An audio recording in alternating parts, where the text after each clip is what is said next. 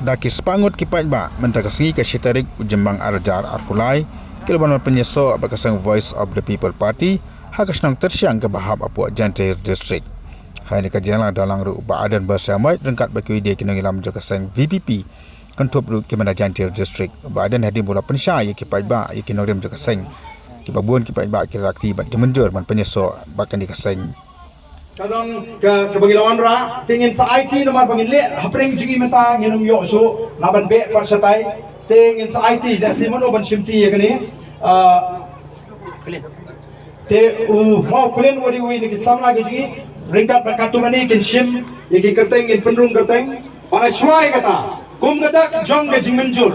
babi nangni smart nagamda kalawai ngeni ya ringkat anamdam suka GPN nangni smart kathang go ji kalong bangilyo e kalawai ke besingai namta kani pakai jabri ngeni rak tilang kibwana ne por ban pri ya ke jimenjor manano menta ka sni ka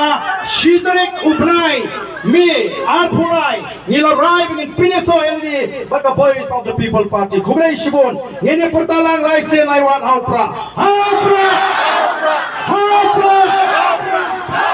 kublai shibon kublai syadamu kublai unturhu ye pingai tuwi te kanyan kani ke jipun kerteng banangi pinsya ini bangile pachwai je bangile opan pinsya pa hantai kunju khanang bangin ya nang isma apo kari nang isma phenong kita kinong pensungtu ma pinsya ne agi kinong elam in rai ka bhatam bangin dak duairu agi yigi semgi oblei un pinmi igi khon samla lagalong ki shinrang lani ki kinthai ki bet ke jimur ke jibkhat baginong kinong kit likor namta ka dri ka jabreu harengkat ke jiganam beji agi si bagi por ma oblei ku bui biboro kublai shibon kublai syahatan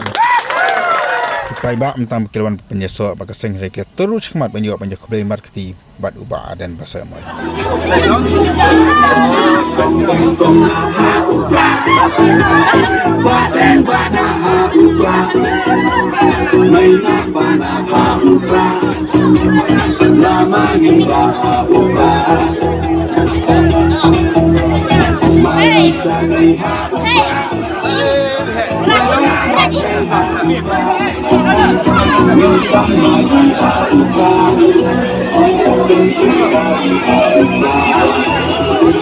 Hey!